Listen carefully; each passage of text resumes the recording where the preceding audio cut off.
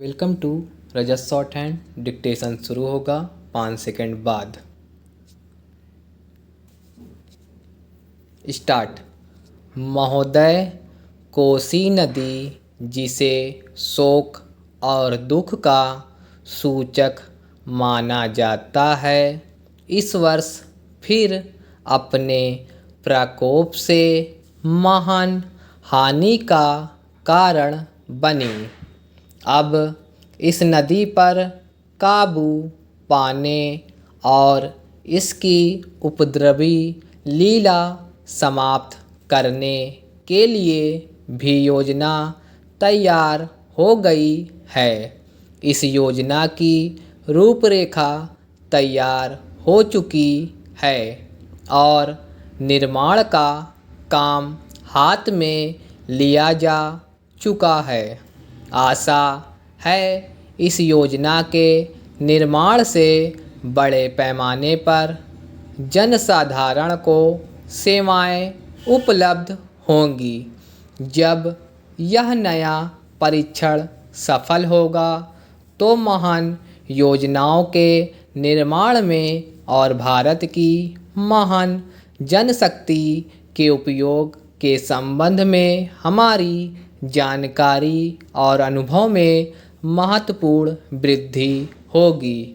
औद्योगिकीकरण के क्षेत्र में उन्नति, उत्पादन में और अधिक वृद्धि और भारत की प्रति व्यक्ति आय में वृद्धि विचाराधीन वर्ष की कुछ महत्वपूर्ण बातें हैं। औद्योगिकीकरण के साथ ही रोजगार के क्षेत्र को विस्तृत करने के प्रयत्न भी बराबर जारी है। कुटीर उद्योगों और घरेलू धंधों को प्रोत्साहन देकर औद्योगिकीकरण और रोजगार में समुचित संतुलन स्थापित करने का प्रयास किया जा रहा है।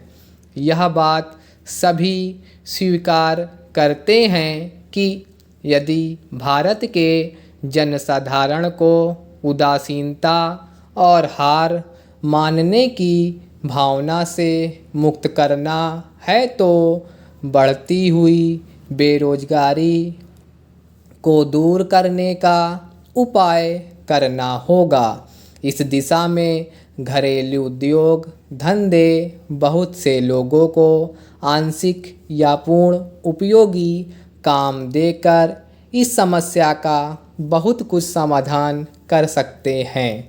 इसीलिए पंचवर्षीय योजनाओं में पुराने घरेलू उद्योगों को पुनर्जीवित करने और चालू कुटीर उद्योगों को प्रोत्साहन देने की व्यवस्था की जा रही है। विदेशी मामलों के क्षेत्र में हमारी सफलता और भी अधिक है। हमारी नीति, जिसे मैं सक्रिय और स्वदेश तटस्थता की नीति कहना चाहूँगा, वास्तविक व्यवहार में किसी भी देश अथवा यहाँ के लोगों को अपना शत्रु ना समझने की नीति है।